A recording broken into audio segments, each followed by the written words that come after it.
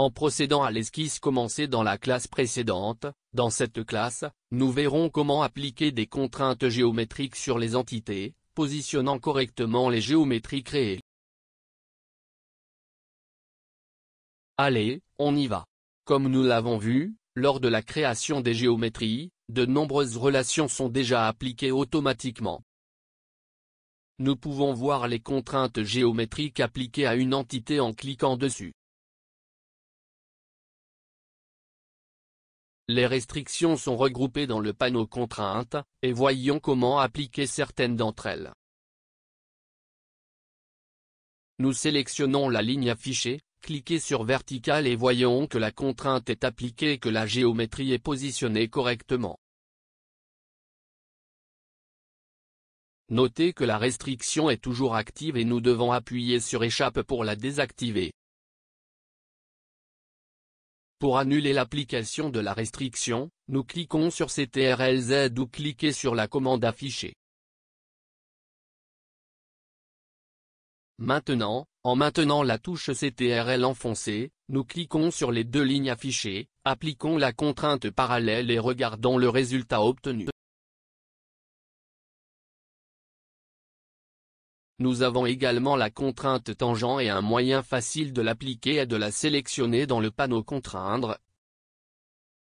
Puis sélectionnez une ligne et un arc ou un cercle afin que les géométries soient tangentes, voire.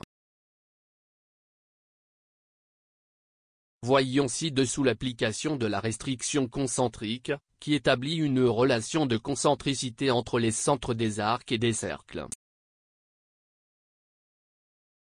Nous activons la restriction, cliquez sur les deux cercles montrés et voyons que maintenant ils partagent le même centre. Nous sélectionnons les deux cercles, en maintenant la touche CTRL enfoncée, et nous allons définir que leurs diamètres sont égaux en cliquant sur la contrainte égale. Nous sélectionnons les deux lignes affichées, à l'aide de la touche CTRL, cliquez sur la contrainte perpendiculaire et voyons qu'il y a maintenant un angle de 90 degrés entre elles. Nous allons maintenant appliquer la contrainte coïncide, en l'activant, en sélectionnant le point central du cercle et le sommet montré. Notez que le point central du cercle a été positionné exactement sur le sommet sélectionné. Annulez et alignez le point central du cercle avec la ligne affichée, en les sélectionnant et en cliquant sur Coïncide.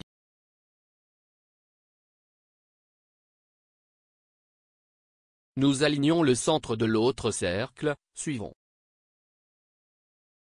En passant, avec la touche CTRL enfoncée, nous cliquons sur les points centraux des deux cercles et la restriction verticale.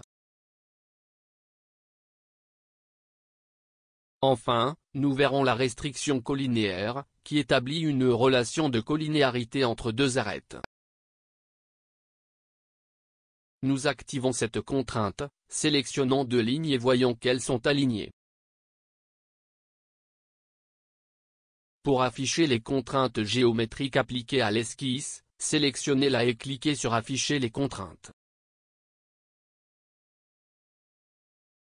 Notez que lorsque vous survolez une contrainte, Software affiche les géométries qui ont reçu cette restriction en rouge.